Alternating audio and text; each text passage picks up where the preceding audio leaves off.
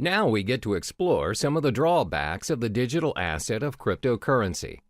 Previously, it was mentioned how cryptocurrency is a one-of-a-kind digital currency without likeness, because not many payments nowadays are without the involvement of a third-party, low-risk payment, little or no fraud cases, and most of all, universal in its usage. However, considering the online nature of cryptocurrency, there are many appalling flaws that come with it. There are four major setbacks concerning cryptocurrency. The first one is the lack of understanding over cryptocurrency. In most cases, people are still unaware of the digital currency world and the potential it holds. This is very similar to when the usage of credit cards first became available, and the reception towards them was fairly similar to that of cryptocurrency. Back then, people wouldn't even think that paying things using a mere card is possible. What's more, using a whole new digital currency. Because it is different and it doesn't involve cash directly, people shy away from it and constantly doubt its effectiveness. Additionally, it involves online access to make it work. The idea of paying for things or transferring money online is convenient to some, but most are still skeptical about it. In order to make cryptocurrency acceptable around us, the people need to be educated about it to be able to include it in their daily lives. One way to do this is through networking, but the fact is there are not many places online where people can learn about it. The effort to learn a whole new world of currency requires a lot of time and energy. Most would think it's not worth their time because it's not commonly known anyway.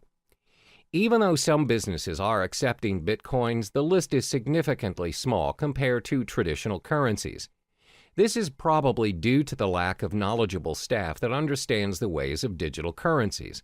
Plus, they need to help educate their customers about it and how to use it for a smooth transaction. This again will take a longer time and effort to teach others. Another drawback of cryptocurrency would be its lack of protection and guarantee. In the case of traditional currency, there's a central bank that governs the authority on every nation's money. No higher authority can suddenly decide that they no longer want to use their country's currency to trade without protest and rejection. There are proceedings to follow, documents to file, approvals, and many other protocols to follow.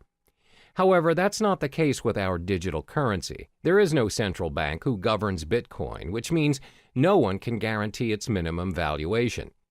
The value of Bitcoin, for example, will fall tremendously should a major group of merchants decide to just discard Bitcoins and leave the system. This will inevitably put other users who have invested thousands of dollars into Bitcoins into a major loss. There's no one to contact to complain about these losses or rules to help compensate them. Thus, the decentralized system of Bitcoin is what we call a double-edged sword all on its own. The next disadvantage is its technical shortcomings.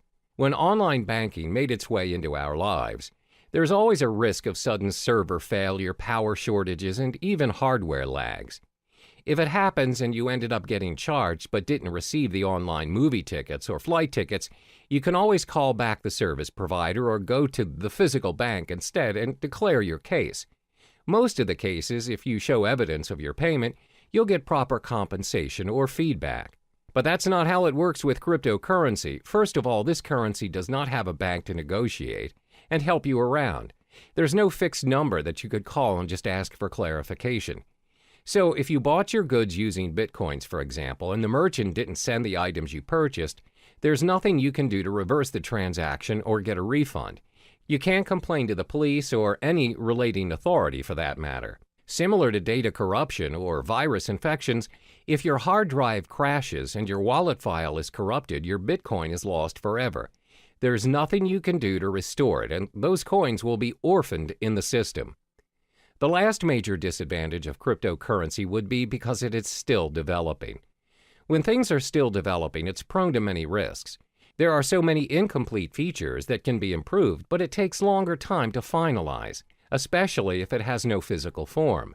With traditional currency, despite the method of payments nowadays are done online, and without us actually seeing the physical money transferring from one account to another, at the end of the day, when you reach the ATM, you are capable of holding that cash. You can use it to buy stuff from the stores, physically and online. That shows how developed our traditional currency is. Since cryptocurrency doesn't have any physical form, its usage is obviously restricted. It must always be converted to traditional currency to enjoy its worth. According to studies, there was a time when there was a proposition to store Bitcoin wallet information on cards. However, there is no consensus nor continuation of the proposal. Most probable reason would be because merchants find it unfeasible to support all the cryptocurrency cards. There's no system for an immediate payment using the cards. Thus, users are forced to convert it into real money anyway. As you can see, there are 4 disadvantages of cryptocurrency. There is a lack of understanding towards this digital currency, plus there's a minimum protection and guarantee when using it. Because it's mostly operating online, it's bound to experience all kinds of technical flaws, and it's still developing. The world of cryptocurrency is relatively new to some people, and it can be difficult to understand, because nobody really knows what currencies will or can be adopted and at what scale. So in the next chapter, we'll talk about what the future holds for cryptocurrency.